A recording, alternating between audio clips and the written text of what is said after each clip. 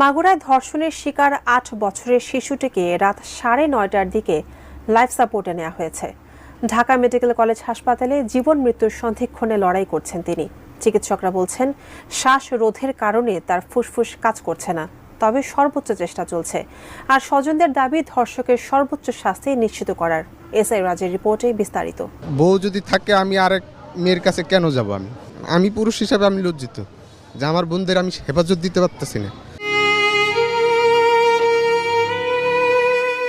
বোনের বাড়ি বেড়াতে গিয়ে ধর্ষণের শিকার হয়েছেন তৃতীয় শ্রেণীর এক শিক্ষার্থী। বয়স তার মাত্র ৮ বছর। বৃহস্পতিবার দিবাগত রাতে মাগুরা শহরের নিজ নান্দুয়ালি এলাকায় এই মর্মান্তিক ঘটনাটি ঘটে। পরে বুধবার রাতে উন্নত চিকিৎসার জন্য ঢাকা মেডিকেল কলেজ হাসপাতালে আনা হয় তাকে। সেখানে পেডিয়াট্রিক ইন্টেন্সিভ কেয়ার ইউনিট পিআইসিইউতে জীবন মৃত্যুর সাথে পাঞ্জা লড়ছেন তিনি।